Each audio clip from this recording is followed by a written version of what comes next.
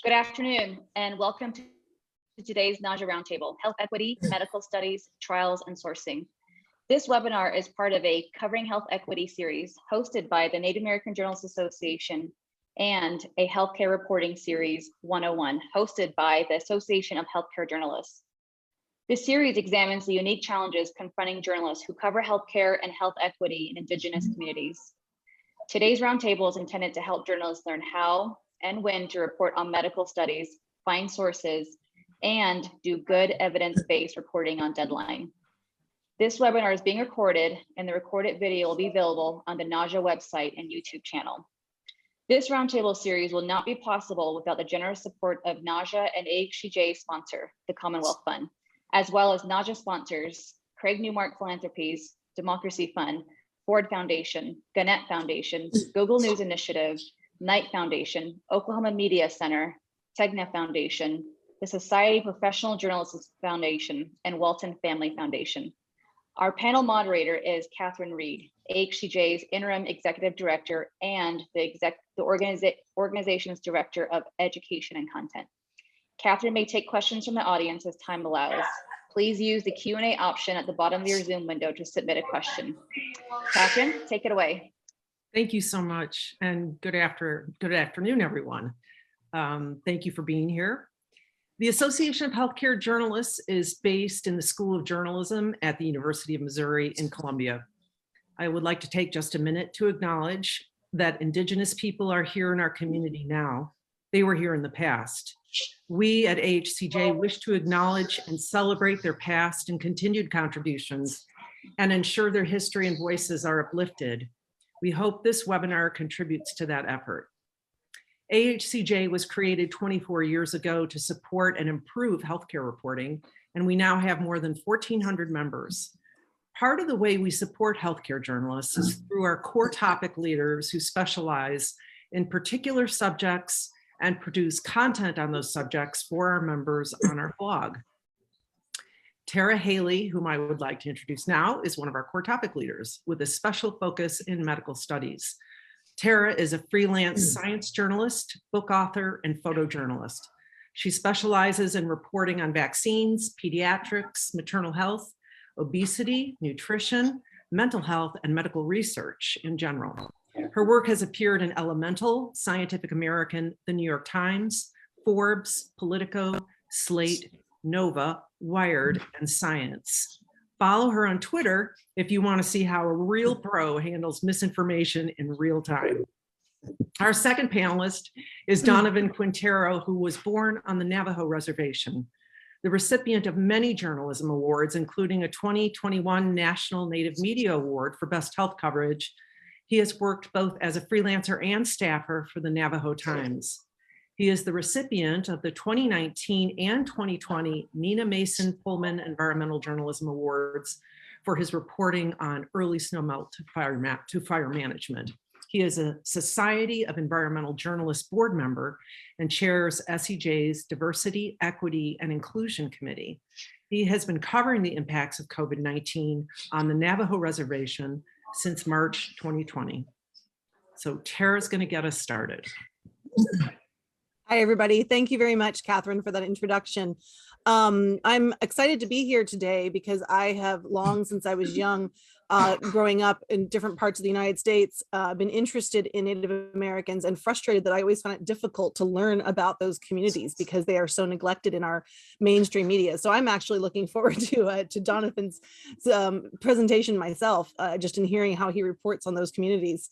I am going to be talking to you today about how to cover medical studies, and I'm going to do it as sort of a medical studies 101. So I'm going to go ahead and pull up the slides here that I'm going to share with you. So this is not necessarily going to be specific to COVID-19. It's going to be more broadly looking at medical studies and how you cover them. And then once we get to the Q&A, we may discuss more in detail kind of how this relates to COVID in particular. But this is sort of like an overall review kind of thing, or overview for people who have never covered them before. So first, from the consumer's perspective, and I'm sure many of you have experienced this as well, this is kind of how the news feels. And this is how it's kind of always felt. I call this the, you'll see a slide here in a minute where I have a picture of red wine, chocolate, and coffee. I call this the red wine, chocolate, coffee problem, where, you know, they kill you one day and they save you from cancer the next day. But I think this was actually taken to a whole new level during COVID-19, when it felt like there was so much uncertainty, the information was changing so quickly that this was sort of turned up to 11, if you will. And so when you're thinking about this perspective, one of the most important things we can do is understand the bigger picture and the context when we're covering medical studies, because it's context that reduces the feeling that we're just sort of spinning these and sort of randomly picking up a study. So first, your types of studies. In vitro, that's lab and petri dish work, right? Doesn't involve any kind of living creatures except for cells. In vivo animal studies. So in vivo, in life, it happens in the animal. And these are both research before reaching the clinical study phases. They are not happening in humans. These adorable creatures over here on the right, that top one, they're named after the rat pack. Unfortunately, they've all passed these days, but these adorable creatures who live on my shoulders when I am not working are not humans. And we cannot rely on research in them to guide us. We can only kind of let it guide scientists in designing clinical trials. So your phase 0 is your exploratory, right? Just kind of understanding how things behave in humans. Phase 1, very small group. You're looking at safety primarily, sometimes dosage and side effects. Well, side effects is part of safety. Phase 2 is when you get larger, and this is where you're really focused on safety and effectiveness both. And then phase 3 are the really large trials that you do before they go to the FDA for approval. And these you're looking at everything: safety, effectiveness, side effects, comparing it to other agents. You know, whether or not it's worth it. Just because it works doesn't mean it works well enough to make it worthwhile. So all of that goes into it. And then it doesn't stop there, because then there's post-licensure studies looking at the safety of things. We see this especially with vaccines, but we see it with other medications as well. 2 types of clinical studies. Clinical trials are the ones that are randomized controlled trials where they're measuring an intervention. They're fully controlled. These are what are necessary to get approvals from the FDA. They do provide evidence of causation. You're taking 2 different groups, exposing one to something, not exposing the other, and then comparing the outcomes. Those are different than epidemiological. Well, some clinical trials can be epidemiological as well, but observational studies, and this is where I have that coffee, chocolate, red wine image, because we're talking about looking back or looking forward at people who are naturally exposed to something. So we're not exposing them in a controlled experiment, but we're just saying, okay, how many cups of coffee did these people drink? And then how many of those people went on to develop, say, you know, prostate cancer? Is there a connection there? So 2 very different ones. That second one cannot prove causation, usually. I say usually because there are some exceptions. I won't get into those now, but we did see, for smoking is the best example. We do know for a fact that smoking causes lung cancer, and we did not take 2 groups of people and have one of them chain smoke for 20 years and the other one not and count with lung cancer. We did use that from observational research, but it was a lot of observational research over many years. Okay, so when you identify an association in these observational studies, it could be reverse causation. It could be that you're seeing the outcome because of the exposure, but it could be you're seeing the exposure because of the outcome. Or it could be shared underlying causes, or it could be random. So when you're looking at a study, I'm going to kind of go over the anatomy of a study, but don't feel like you have to master all these sections, right? We start with the abstract. May or may not have interesting findings, may or may not be accurate. Dirty little secret about abstracts: they're usually not written by the lead authors. A lot of times they are written by a grad student who may or may not even be credited. So be very cautious with reading the abstract. I have found mistakes in the abstract more times than I can count. A lot of times the abstracts are written very early on in the process and they forget to update them with information once they get it taken care of. So I have found things in the abstract that are outdated and don't match what's in the actual paper. But they do give you a nice overview of what the study is about. Okay, then we get the methods. The methods tells you all about how they did the study, the people that were in there, how they got the people, why they did what they did, what they're testing, what demographic information they collected, you know, what outcomes they're looking at, the statistical analysis they did. Then you've got the results. What did they find? You've got discussion. What does it mean, what they found? And most importantly in the discussion, the limitations. What could they not account for? There's no such thing as a perfect study. Studies by their nature are very narrow, looking at one particular outcome or just a few outcomes. And that means that there's lots of limitations to what they can show. And then the conclusions. Okay, so when do you know whether you should cover a study, right? This is from XKCD. You've already seen a couple of these in my slides. I love XKCD. I recommend the comic if you like little fun comics. But just because a study says that this such and such agent kills cancer in a petri dish, well, so does a handgun. So it doesn't mean you need to cover it. Things that you want to look for. What is the current evidence base? What do we already know about this topic, and how new are the findings that we're looking at? Is this confirming something we already knew? Is it building on it? Is it contradicting what we already know? How are those study groups determined? Are they representative of the broader community? Are they a really narrow group or are they an underrepresented group? How different are the interventions?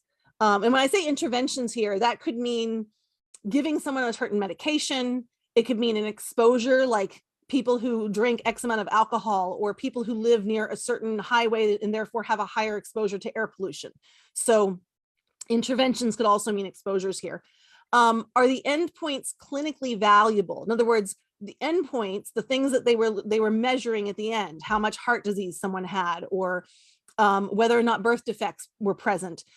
Is the information that they learn actually going to change clinical practice? If you take a medication and it only reduces, say, the risk of heart disease by 5%, but it has lots of bad side effects, that's not really clinically valuable. No one's going to want to reduce their risk by 5% for bad side effects.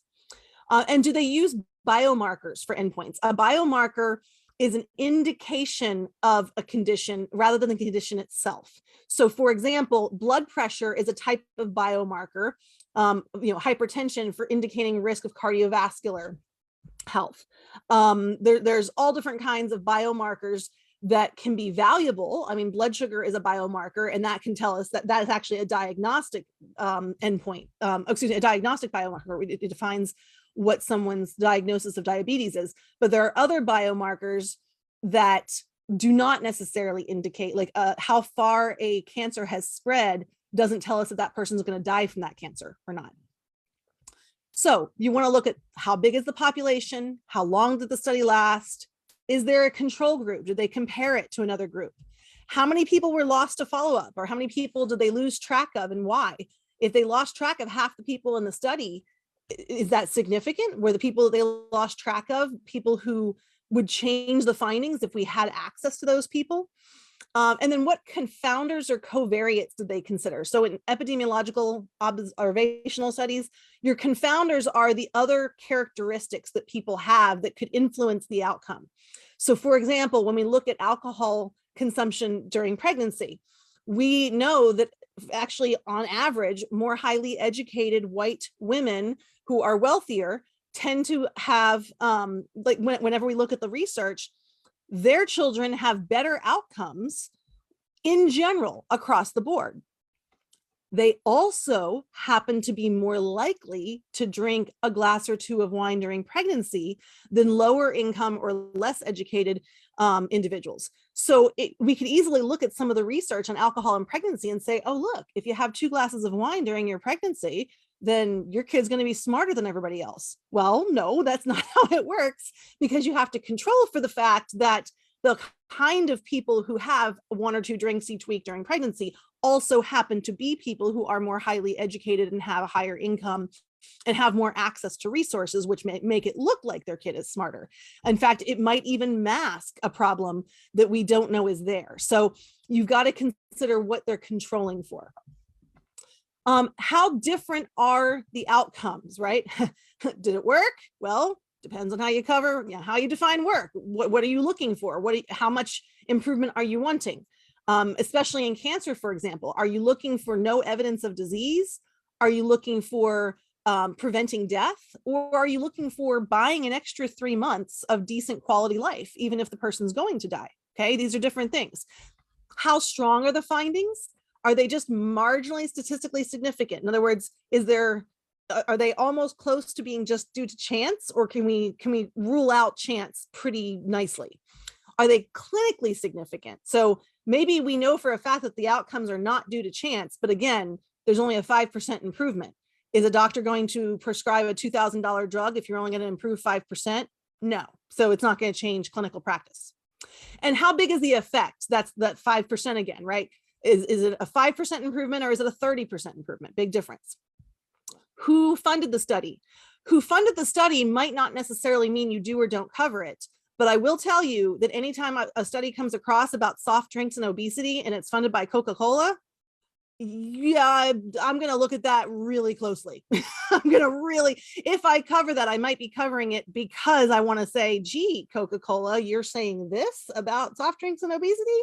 So that's something to consider. And I'm picking on Coca-Cola in particular there because I have to disclose that I actually had a Coca-Cola scholarship when I was an undergrad. So I kind of feel obligated to pick on them now so that I'm not, biased toward them since they paid for some of my college career. Can you put it into context? After 19 additional trials, of course, the results were shown to be anomalous. In other words, the tortoise does not always actually beat the hare. So just because you have one study showing something doesn't mean that's the be all end all. That's one study among many others. Science is never a collection or body of knowledge. It's sort of this halting forward backward process of trying to get closer to the truth. And it's sometimes a take 2 steps forward, 1 step back. We journalists who cover science understand that most of the time, but our audience may not realize that. We really saw that during COVID, actually, that frustration with understanding, oh, that's how science works. Eek. Meta-analyses and systematic reviews. These are when you take a bunch of different studies on the same topic. And the systematic review is you look at a specific protocol that can be replicated and you compare all the results together. A meta-analysis actually uses the actual the numbers. Data crunches all those numbers together. These are at the top of the evidence pyramid because once you get a whole bunch of different studies together and you can actually kind of assess them, you can start to identify patterns. And those patterns are sort of closer to the truth, if you will, of what we learn about something. So it's systematic reviews about observational trials on lung cancer and smoking that could gradually lead us to that conclusion, among other things. So below that are your guidelines when physicians groups get together and pull together the evidence to put out guidelines on things, article synopses. Then you've got randomized controlled trials. Those are the gold standard for understanding effects. And that's what the FDA looks at when they're doing drug approvals. Cohort studies and case control studies are both observational types of studies where you're following groups of individuals.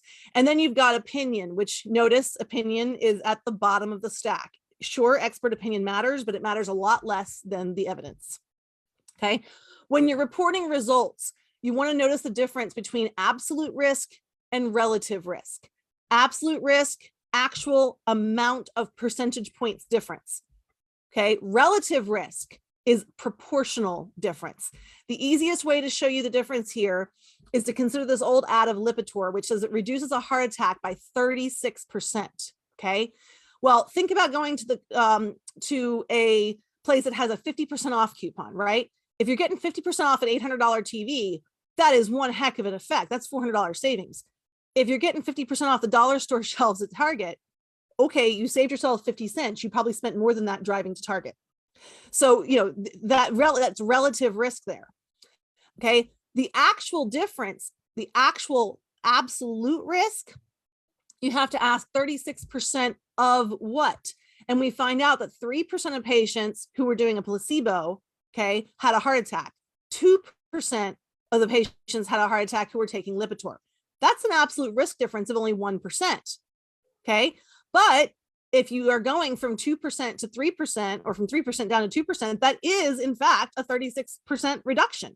It's just that going from 3% to 2% is not really that big.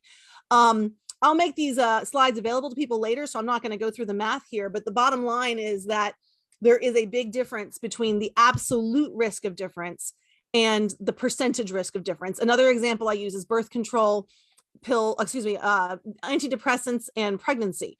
Okay, there is a risk with antidepressants of an increase, it's a doubling of risk of birth control, of birth defects, but the actual risk of birth defects is 1%.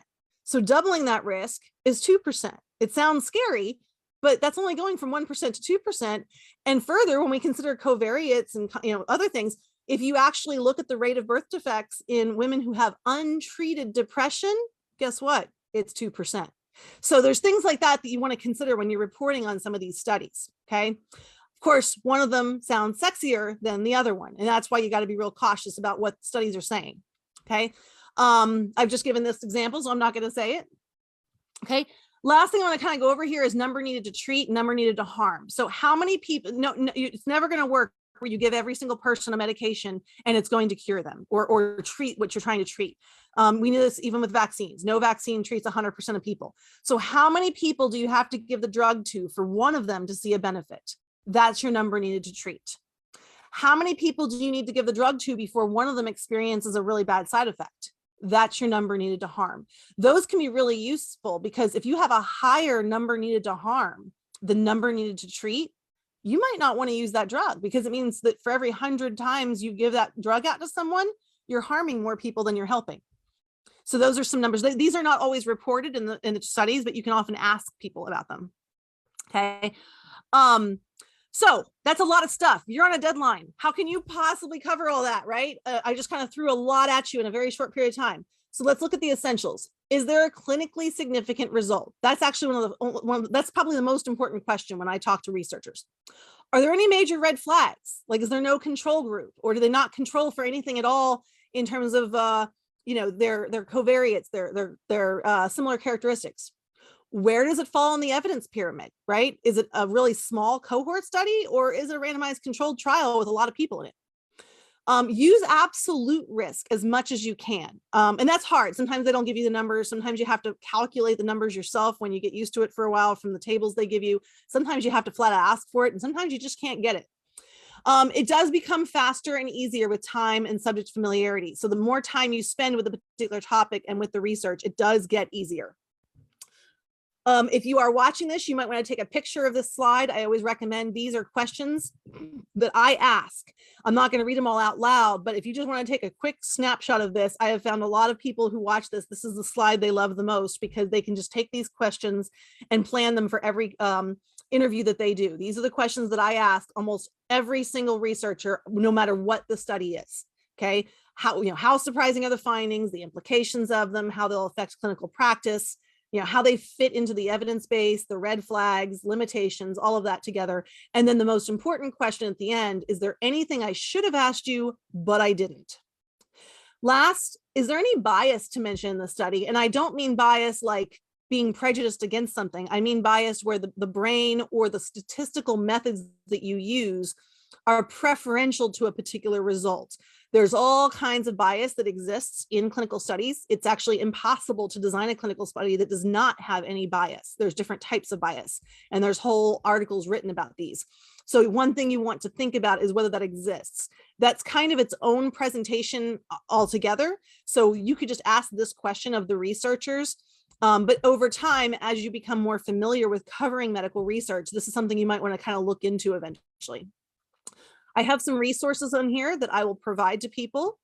And I also have contact information on these slides that will be made available to you if you need it, or if you want to hit pause on your little thing there and take a screenshot of that. And I will end there and pass it back to Catherine. Thank you so much, Tara. All right. And if you're watching, don't forget to put questions in the Q&A. Okay, Donovan. So how do I top that, right? So that was awesome. Thank you so much, Tara. That was very informational and so much information. I wish we could spend lots of time to talk about these things. As a reporter, who isn't an expert in science, it's always great to hear of these types of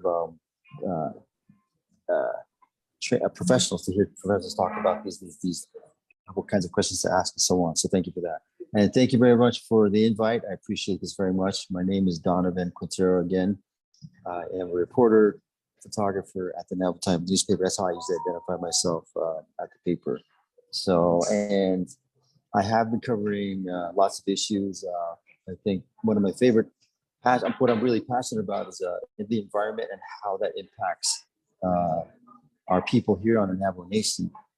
So when COVID hit our area, I was very, of course, devastated by the fact that, COVID was here and, that there was no way around to getting by this pandemic. So Um, so really, based on the science that was being given out, I think like reporters like myself, great reporters like Noel Smith, Krista Allen, Marlene Shabala, so on, have really good reporting on this. Cindy Yerk, Elizabeth Vicente, and so on. So a list of great reporters who have done stories on how COVID had impacted the Navajo Nation. But for myself particularly, I really wanted to focus on how people were being affected, giving people a voice, if you will, and giving them a face. One of the persons I really focused on were the elderly. One in particular named Pauline Mccalla, I should say. She was 81 at the time. And when I first started talking to her, she started telling me about how she was relocated in 1985 to where she was living with the promise of getting running water and electricity. But because she chose to live, the gravity, how the water is given to people is through gravity. And it would local officials said they would cost too much to give her running water. And so for her, how I met her, she had just returned back from getting water from her house. And she said the water from her house was hot water, but when it cooled down, it was drinkable. So she had to travel 18 miles one way to get her water. And this was at the height of the pandemic when there were no vaccines and so on. So she, of course, had no choice but to do that, to travel for water and so on. And since she lived in a place, and really, how we identify here is we don't really identify, names like Gallup and so on. For her, she lived in a place called Maitasatay, or where the coyote sits. So in English, it's actually called Mancisco Mesa. It's about maybe 22 miles south of the nearest border town called Farmington. And her story is back in 1985, she was 46 at the time. NAPI, or Navajo Agricultural Products Industry, was in the process of expanding their operations, their farming operations. So she was given they promised her that she would get water if she relocated. And so she did. So where she used to live actually had a artesian well with a windmill at the time. So she had plenty of water to really to survive and so on. But where she relocated to, where her ancestral housing, where she grew up as a child, she relocated to the Mesa. And since that time, she's been waiting for water. When COVID hit, she had no choice. She had to continue getting water for herself and for her livestock. So, and that's basically was her story. And I added that. So, like I said, again, 18 miles one way to get water and so on. And at the time, there were no resources for folks who don't have water to go. But now there's areas called watering points where people on the reservation could go to 59 different areas on the reservation to get water. So, but that didn't exist at the time. So for her, she had to travel to the nearest place, which, like I said, again, was 18 miles one way. So, and then I wanted to do an update story. I thanked her, so on. And then, she was very friendly, just outgoing. She was very honest and upfront about her situation. So I remember she was wearing a Willie Nelson brown t-shirt, right? And a large brown hat, which again was really hot that day. So, and she was smiling the whole time. And I was just very thankful that I got to talk to her. And then unfortunately, one of the officials I was with, his name is Mark Freeland. That's one of the areas that he represents, sent me a text message saying that Pauline had passed away from COVID. He didn't give too many specific details, but that was devastating to hear, because I was actually, I was actually rooting for her to hopefully, her dream of getting running water would come to fruition, but that won't happen for her. At the time, again, she had just missed tier 2 or group 2, to be eligible for the Pfizer vaccine, released under the emergency use authorization. So, and the first distribution of the COVID vaccine came in December, but it was more specific for healthcare workers, nursing homes, and so on. For her, the phase would eventually go include her, but unfortunately, she didn't make that. But since then, there are really no specific statistics on how many elderly over the age of 65 have received the vaccine yet. But eventually, the Navajo Nation would surpass many areas around here, where the COVID vaccine became available. In fact, folks living in near border town cities like Albuquerque, New Mexico, Phoenix, Arizona, Flagstaff, Arizona, so on. Folks there had to wait in long lines just to get the vaccine. And I remember just reading stories about how strict the guidelines were. But here on the Navajo Nation, it was so available, they began quickly going through different ages, groups, I should say, tiers. Like I said, again, the first tier was for frontline workers and so on. Tier 2 was for teachers and so on, as well as, like I said, folks for over 60, age of 65. But eventually, they would go. Everybody would be included in that. And that's pretty much where it was at that time when I interviewed her. There was 19,766 positive cases and 722 deaths at that time. So, and again, the thing was that the Navajo Nation had implemented a 57-hour weekend lockdowns that began Friday evening and ended Friday morning. And also throughout the weekday, there were also strict guidelines, and that people needed to only travel for essential business, like getting water, getting groceries, feeding their livestock, and so on. So, and eventually the Navajo Nation would create fines for those people up to $1,000. They called for criminal nuisance. They actually adopted that and created a citation for that. But I don't know how many people have been issued that citation, but it was either the fine was up to $1,000 or 30 days in jail. So, and that's pretty much how the Navajo Nation tried its best to control the vaccine or the epidemic here in this area. So, the city of Gallup, which is where I'm at right now. I'm actually sitting in a small restaurant here doing the panel. Went under lockdown too as well when the local area, the local detoxification center actually had an outbreak, and the outbreak quickly spread throughout the city. And the city decided to use the Riot Control Act in New Mexico to lock down the city. And the mayor at that time, outgoing mayor, actually requested the governor to shut down the place. So, and that's pretty much what happened here. And then just to add to that a little bit, a lot of the stereotypical stances that people had. For instance, I remember one county commissioner here in McKinley County indicated that a native transient in a small town east of here called Theroux, a native transient was walking through the crowd with line, intentionally coughing on people, saying that the person had COVID and so on. And that really bothered me a lot. So I called the local sheriff's office, and they said they heard no such thing. So a lot of things like that came up. Of course, the city of Page, which is basically on the other side of the reservation, also a resident of that small community out there, put out on social media to shoot and kill any Navajo with COVID that entered the city. Thankfully, that person was arrested, and I believe they're still facing hate crime for that incident.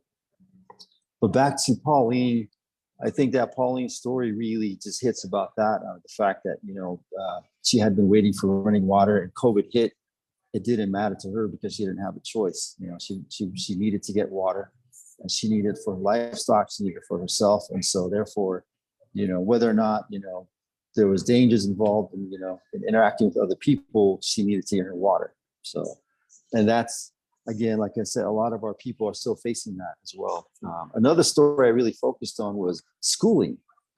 At the time, schooling was such a big thing. Mental health, a lot of students were being affected because of the isolation, the demands and complication challenges of online schooling, as well as single parent households. A lot of single parents had to struggle between working and staying home to help their children. I think older kids, high school and up, were a little bit adapted a little bit more easier to the change, but the kids who were younger had a hard time with that. So, And so this family I spoke to, they come from a rural community called Fish Point, Arizona.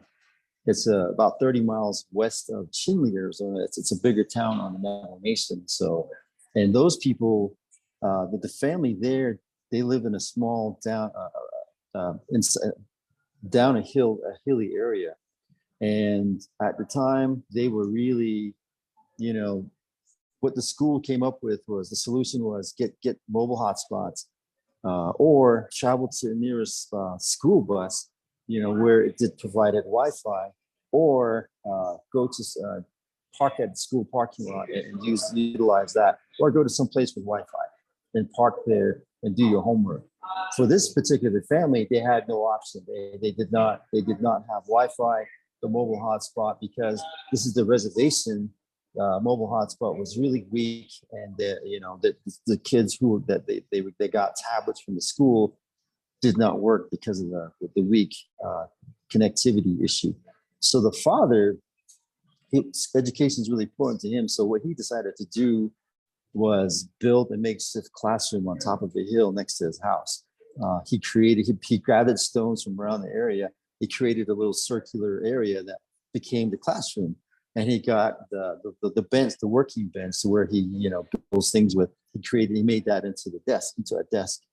So, and to keep the wind, because we get a lot of wind out here, especially in the area where he's from, that area really, to keep the wind from blasting his kids, he built that wall so that he could protect his children. So, but he was worried about the winter days because it does get pretty cold out there. So with that, again, like I said, with a lot of the kids, the school at the time, the best option was, again, online schooling. So while a lot of the kids who live in border town areas really benefited from that, because Wi-Fi is pretty decent, on the reservation it's practically non-existent. So a lot of money was thrown at that with the CARES money, and of course, the ARPA money, or American Rescue Plan. That money is still being debated on, and so on. This coming Monday, our tribal government will be discussing how ARPA is going to be distributed, and it still hasn't been distributed yet. So in the meantime, Milton T. Carroll, that's the father's name, his children, forgive me if I butcher her name here, Ezelia Carroll and Kyla Carroll, both at the time were kindergarten, first grade. They are back in school now, either the hybrid learning or online school. So at that time, I think that, with everything that's going on, according to our Navajo Nation Department of Health website, 42% of children between the ages of 5 and 11 have been vaccinated. Now, whether or not they're fully vaccinated or have gotten their first vaccination, they don't indicate that. But recently, of course, I think for kids between the ages of 12 and 19, 74% of those kids have received a vaccine. To date, according to the Department of Health, kids between the ages of 0 and 18, 10 people according to the Navajo Department of Health, 10 have died so far. Again, according to the Department of Health, 0 to 18 years of age, currently there are 16,633 confirmed cases. So, but again, it's really about contact tracing and so on, with the schooling and how that's going on. Recently, the Navajo Nation just made schools the orange status, which basically means 75% capacity. Now, whether that means in a classroom, overall the school building, that's not known. I think it's just really dependent on each school and how they want to handle that. Here in McKinley County, the McKinley County School District actually adopted a really unique program. They got what they call the Uvd Robot. And what that robot did was basically they would either early in the morning or after school, this robot, remote control robot, it stands about maybe 5 feet tall. It's got UV lights on it. And so they would send this robot into a classroom, and it would kill COVID vaccine and other viruses, according to the superintendent, Mr. Wyatt. So right now I'm working on an update story on that. And so far it's been pretty slow. Hopefully I'll get that story out as soon as possible to find out, since right now the pandemic seems to be, people are treating it in a lackadaisical manner. I'm wondering what they're going to do with the robots. So, but right now that's unique to this area. No other school district on the Navajo Nation, as far as I know, is utilizing this technology. So, but and the other one too, of course, I get Tyra Street is an emergency nurse who I did a story on. I met her through a source who mentioned that she was an emergency nurse who had suffered COVID. And when I started speaking with Miss Street or Nurse Street, she indicated that she had, at the time she called it was called long hauler. So, and she was still experiencing symptoms relating to COVID months later. So I interviewed her for my story in 2020. And, throughout the months, throughout the time, I stayed in contact with her, and she's still dealing with the effects of COVID, long COVID, which is now what it's called. Right. I spoke to her last Saturday for a brief moment, and she just told me that she was getting surgery, but she didn't indicate what for. But according to a lot of the websites I've been researching about long COVID, a lot of the symptoms that they listed is what Tyra shared with me. For her, it was a lot of issues with her memory, lots of pain in her joints, having a hard time breathing. At that time, she slept a lot. Her memory was not there. Of course, her taste and smell still hadn't gone back. So she was forced to stay home and deal with these symptoms. Again, it's been challenging to stay in contact with her. I don't want to come off as being, that reporter who is always pestering their source, right? So I think I've been very respectful and just allowing that time pass and just kind of occasionally stay in contact with her. I do plan to do an update story on her to find out what else, how she's doing now. So, and for me, talking about these people and listening to what Tara provided as far as the stats and the data and the medicine, all those things really those are important. Also for me, I needed to put faces to these statistics that Tara shared with us. Tyra Street, she's dealing with long COVID. Milton Carroll, who built this makeshift classroom for his kids. Excuse me, and Pauline Mccalla, who had been waiting for water for so many years, but lost her battle to COVID. So, right, and if anyone has any questions, and I'd be more than happy to answer them. So, thank you very much. Thank you. Thanks, Donovan. Yeah, you talked a little bit about vaccination rates, and it got me thinking. I wondered what the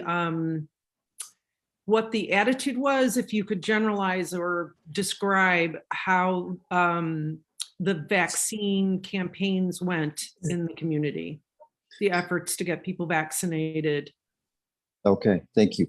Well, it was received well. There were no protests relating to it. Nobody, went up in arms to voice their concerns about it. It was received very well. Majority of the Navajo people, were thankful for the vaccine. And in fact, there was lines of people just waiting to get in line. There was people calling us at the paper asking us when and where will be the next vaccination event. Right. So, and eventually, and of course, occasionally you'd hear from some people who had their concerns that they still weren't sure because this was released under the EUA, that for them they weren't too sure what that meant until it was actually given the license here not long ago. So, and of course people were concerned as well with the side effects and so on, and but for the majority though, majority of the Navajo population really received and were thankful that the vaccine was created. So it sounds to me as if the Navajo Times so you did get questions from people and that you became a source of information in terms of the vaccine, and not so much a battle against misinformation, the kinds that we saw in, for example, you know, on social media? You know, of course, you know, nobody knew what this was. You know, when I first started doing the research, I really needed to, for myself, I can't speak for my other colleagues, you know, but for myself, I needed to make sure that I was telling the correct information. Right. And sometimes that changed a lot. You know, I think that with loss of taste and smell was definitely something that caught my interest, because I've never heard of, you know, a disease caused, you know, doing that to people. Right. So, and that was another story that I had written about. So, and how, you know, this virus would attach itself to different types of surfaces and how long it would last and so on. I was fascinated by that. So, but I needed to make sure the information was correct. And I think that's why people did reach out to us, because, you know, we weren't going to go off social media and all of the, you know, what we call in Navajo or rumors. Yeah. Right. Yeah. Right. That's been an ongoing battle for almost all the journalists that I know of who are have been recovering the pandemic. Right. So we have a couple questions here, and I'm going to ask the first one of Donovan, since it's kind of related to something you said about covering issues compassionately. This person would like to hear your thoughts on when non-Native reporters cover tribal health issues. This person says, I am non-Native and like to think I have covered tribal issues compassionately. But have you seen problems, Donovan, when outsiders come in to cover stories? And could you share anything that we as outsiders can do to cover tribal issues and communities more respectfully? That's a great question. Thank you for that. I think right now diversity is a big thing amongst in just about every organization, including newspapers. You know, one of the big things that we're talking about, you know, that we've been talking about here as local journalists, you know, is how at the time, and it's not just with this pandemic, right? It actually happened with the hantavirus in the early 90s, where, you know, something huge happens and the mainstream media parachutes in, you know, and then I guess, you know, find the most tragic situation and get the saddest quotes and so on, and then leave, you know, without ever having to sit down and speak to the communities. There were so many stories related. I remember, you know, hearing about hantavirus and how it was called the Navajo disease, you know, and I couldn't understand that. You know, I was young at the time, and I thought, why are they calling it Navajo disease? You know, and of course, you know, eventually, you know, science would, you know, say that's false and so on. You know, that hantavirus has been around for just like any other virus. So, and of course, with COVID, again, I'll allude back to, you know, the local official here who was non-Native, he's the county commissioner of McKinley County at the time. You know, like I said, again, he indicated, you know, during this emergency meeting that one of his constituents reached out to him saying that a Navajo transient was intentionally coughing on people, you know, in one of the communities.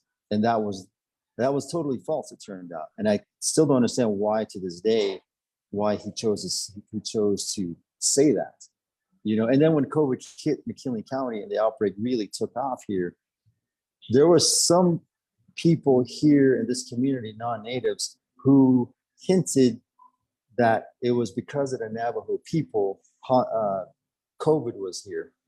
And they made it sound like that weird Navajo people were the ones who brought COVID. It's like, really, no, that's not it, you know.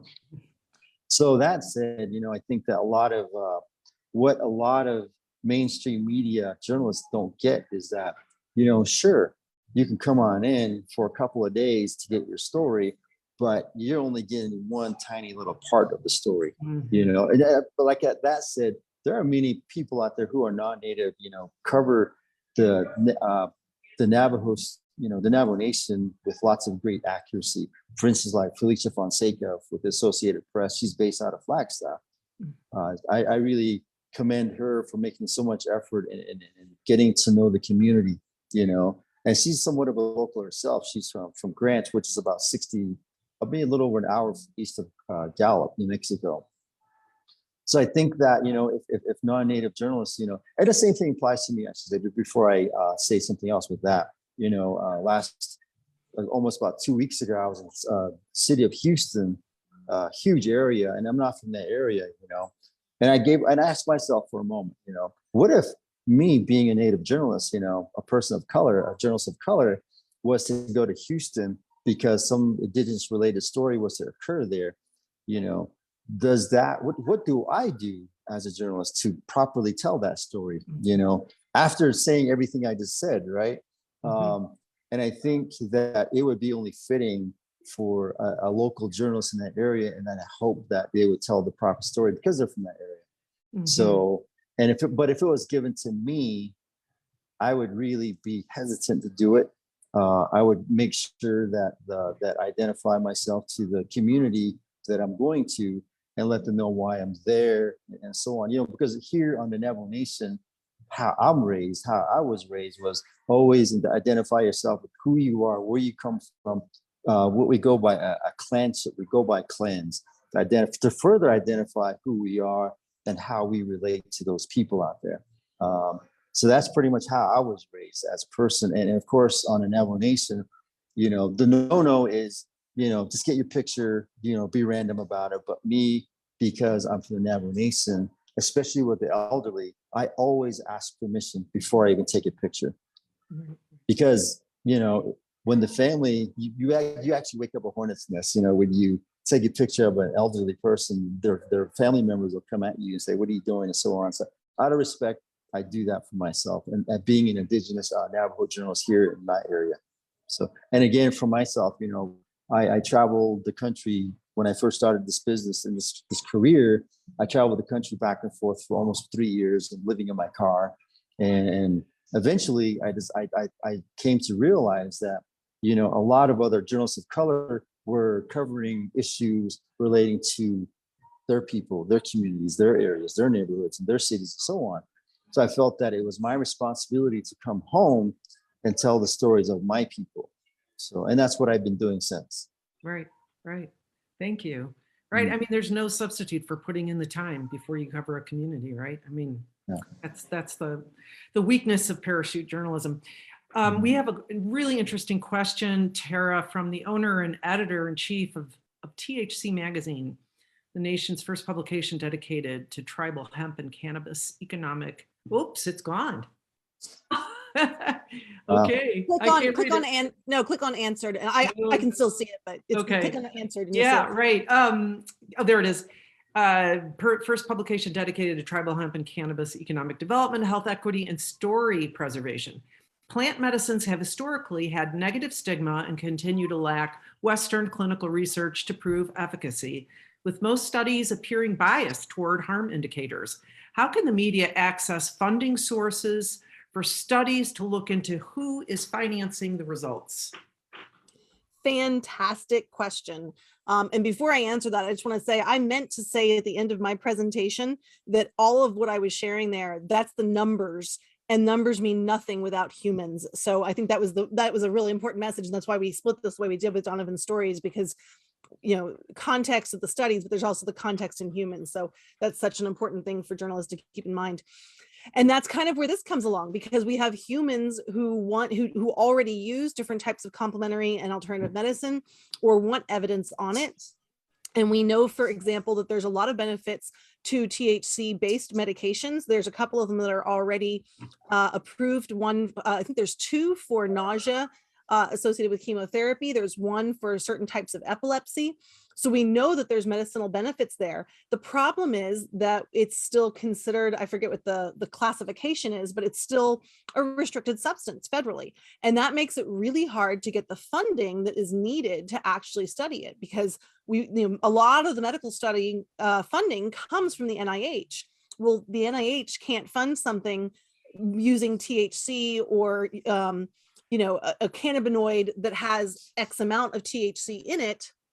And actually, I was wrong a moment ago. I said THC based, and I meant cannabinoid based, since not all cannabinoids contain THC. But my point is, we know that different types of cannabis have medicinal properties that can be beneficial. And we have very, very poor research on it because the federal government will not legalize and make that possible. And so the best thing we can do there is actually just advocate to our representatives to make that something that can be researched. We have a National Center for Complementary and Integrative Health. So we have an entire National Institute of Health devoted to that. It's just that they're very poorly funded, which, you know, they've mentioned here. Looking at other things is when you're looking at the different medications that are out there, again, it's a funding issue altogether. I don't think the solution is to, a lot of the studies that are finding harm are legitimate studies and are funded by good places. The problem is they're not also looking at potential benefits. We know that there are lots of medications that can cause harm. There's a whole bunch of what are called teratogens, which are medications that can harm a developing fetus when a woman takes them while pregnant. You know, there's some of the most important anti-epileptic medicines that we have can do that. And we know that because we have research showing that, but then we have research showing their benefits. So I don't think the problem is so much looking at who's funding the studies finding harm. It's saying, hey, why aren't you also funding studies that look at benefit? And why aren't we finding more, you know, why can't we get more funding to look at more complementary and alternative medicine? There's kind of a tongue-in-cheek snarky joke that I've heard a lot that I don't actually like, but I'm going to say it because it's kind of relevant here, where they say, what do you call complementary alternative medicine that works? Medicine. And the idea is, you know, it gets called regular medicine when it works. The problem is that when you don't fund that and you don't do the research necessary to really investigate it and you don't regulate it, that's a huge issue. Back in the 70s, we were going to be supplementing, we were supposed to start regulating supplements in the supplement industry, the way that we regulate the pharmaceutical industry. And without getting too much into the politics of it, there was a big pushback from the supplement industry that got into the pockets of various legislators and prevented that from happening. And what we've been left with is a supplement market that's not well regulated. So when we do these studies that look at quality or consistency or purity, they're all over the map. If we could actually adequately regulate and look at the, you know, the purity and the quality of those, then we could conduct better studies on them as well. And then actually allow, you know, we could, you know, a doctor could go to someone and say, go take this much St. John's root, and here are the brands you want to look at that are better, right? So I agree, it's a major problem. It's an underfunded area. I've looked a lot into it for different things like galactalogs, which are, agents that you use to increase breast milk production, you know, like different types of teas and things like that. And when I was researching that, it's really thin. And I think we just need better funding in those areas. Okay, thank you so much, Tara. And thank you very much, Donovan. This has been really interesting. We are out of time. And Candace, do you want to wrap it up for us? Absolutely. Thank you, Catherine. And thank you again to our panelists. We appreciate their time and expertise. I'd also like to thank our audience, and we'll encourage you to subscribe to the NAJA newsletter. Visit naja.com and follow us on Facebook and Twitter for announcements and future roundtables in this series. This concludes today's virtual roundtable. We'll see you next time.